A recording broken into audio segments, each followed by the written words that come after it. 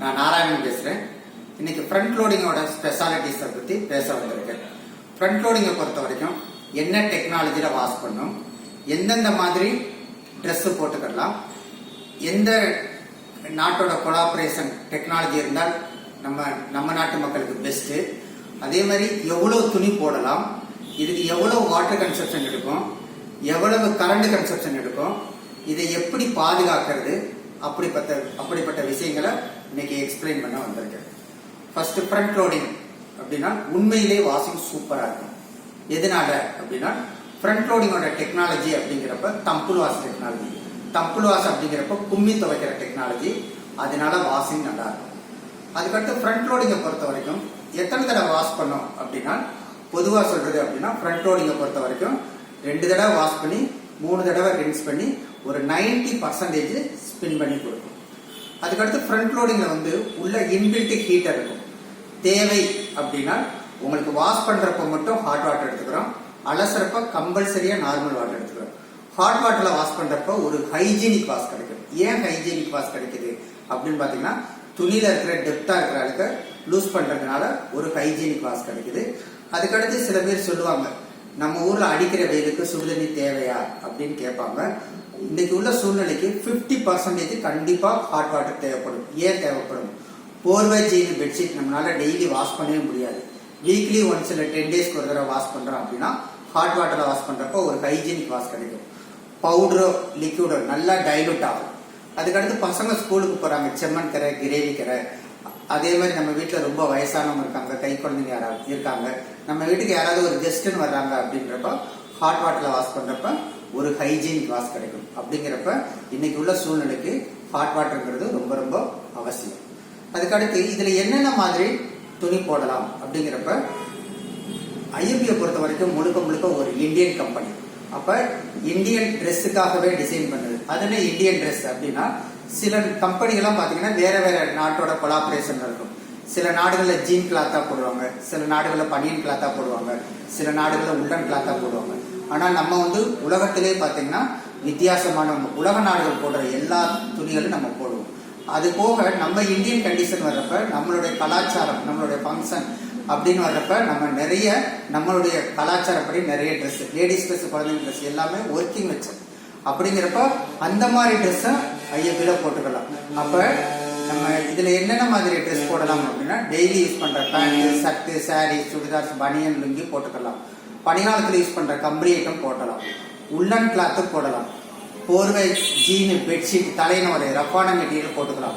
அதாவது வாஷ் பண்ணக்கூடிய காஸ்ட்லியான மெட்டீரியல்ஸ், ஒர்க்கிங் வச்சது, ஜரிகை வச்சது, அந்த மாதிரி மெட்டீரியல் போட்டுக்கலாம். குழந்தைங்க ட்ரெஸ் போட்டுக்கலாம், சிஃபான் ட்ரெஸ் போட்டுக்கலாம்.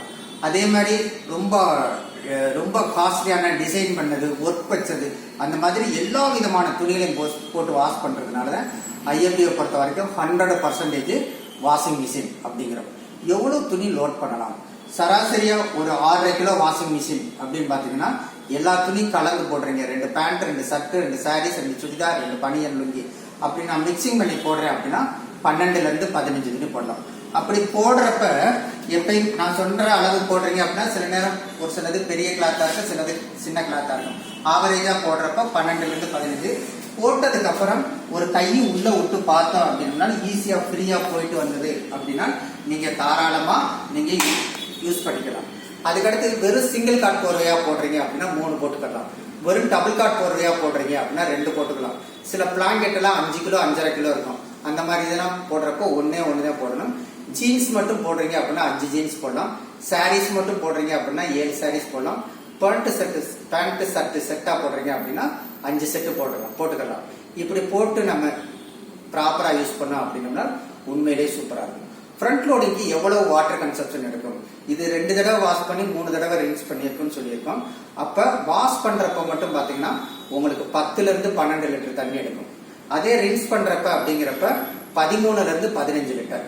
அப்ப கால்குலேஷன் பண்ணி பாக்குறப்ப மேக்சிமம் அப்படிங்கிறப்ப மேக்சிமம் 65 லிட்டர் எடுக்கும், குறைந்தபட்சம் 45 லிட்டர் தண்ணி எடுக்கும்.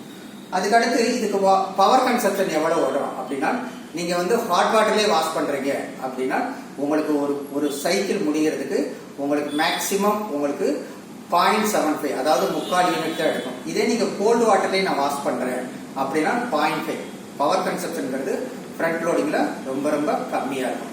அதுக்கடுத்து வெறும் ஒயிட் ட்ரெஸ் மட்டும் போடுறேன் அப்படின்னா நீலம் ஆட் பண்ணிக்கலாம். வெறும் காட்டன் ட்ரெஸ்ஸஸ் போடுறேன் அப்படின்னா கஞ்சி ஆட் பண்ணிக்கலாம். வயசானவங்க கை குழந்தைங்க அப்படின்னா டெட்டால் யூஸ் பண்ணிக்கலாம். எதுவுமே யூஸ் பண்ணல அப்படின்னா கம்ஃபர்ட் யூஸ் பண்ணிக்கலாம். அதுக்கடுத்து இன்னைக்கு உள்ள சூழ்நிலைக்கு பவுடர் பெஸ்டா லிக்விட் பெஸ்டா அப்படின்னு ஒரு சூழ்நிலை இருக்கு. இன்னைக்கு பவுடரோட லிக்விட் தான் பெஸ்ட். அப்படிங்கிறப்போ வாஷிங் மிஷினை நீங்க லிக்விட் யூஸ் பண்றீங்க அப்படின்னா இந்த ட்ரேவை வச்சுட்டு தான் நீங்க லிக்விட் யூஸ் பண்ணணும். இதே பவுடர் போடுவதாக இருந்தால் இந்த ட்ரேவை எடுத்துடணும். லிக்விட் யூஸ் பண்றப்ப மட்டும் இதை யூஸ் பண்ணணும். அதுக்கடுத்து இதை பொறுத்த வரைக்கும் இதுல இதை எப்படி பாதுகாக்கிறது அப்படின்னா ஒவ்வொரு வாஷிங் முடிஞ்ச உடனே ஒரு 10 நிமிஷம் மட்டும் இந்த டோரை நீங்க ஓபன் பண்ணி வைக்கணும். வச்சிட்டீங்கன்னா இந்த வெளிக்காத்து பட்டு ட்ரை ஆயிடும்.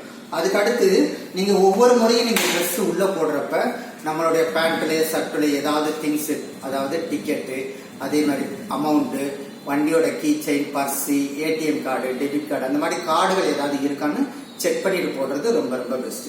அதுக்கடுத்து நீங்க அதாவது ஒவ்வொரு வாரத்துக்கு ஒரு தடவை இதுல என்னன்னு கேட்டீங்கன்னா ஏதாவது நம்ம அறியாம பட்டன்ஸ், புக்ஸ், பின்ஸ், காயின்ஸ் ஏதாவது மிஸ் ஆச்சு அப்படின்னா இதுக்குள்ள கலெக்ட் ஆகும். இதுக்குள்ள கலெக்ட் ஆயிரும்.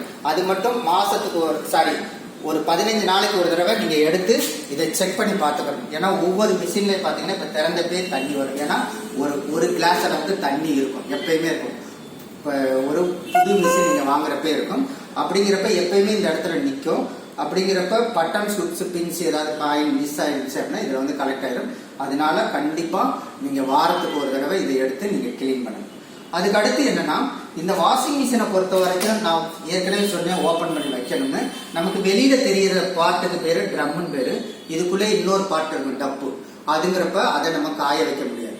அப்ப மந்த்லி ஒரு தடவை நம்ம என்ன பண்ணணும் அப்படின்னா அதாவது இந்த ட்ரேல கொஞ்சம் டீஸ்கேல் பவுடர், அதுக்கடுத்து இந்த கேஸ்கெட்ல கொஞ்சம் டீஸ்கேல் பவுடர், இந்த இதுல உள்ள கொஞ்சம் டீஸ்கேல் பவுடர் போட்டுட்டு நம்ம மந்த்லி ஒரு தடவை இதை வாஷ் பண்ணோம் அப்படின்னா வாஷிங் மிஷினோட லைஃப் நல்லா இருக்கும், வாஷிங்கும் சூப்பரா இருக்கும். அந்த மாதிரி இதை மட்டும் நம்ம ப்ராப்பரா நம்ம செஞ்சுக்கிட்டே இருந்தோம் அப்படின்னா உண்மையிலே வாஷிங் மிஷினோட லைஃப் நல்லா இருக்கும்.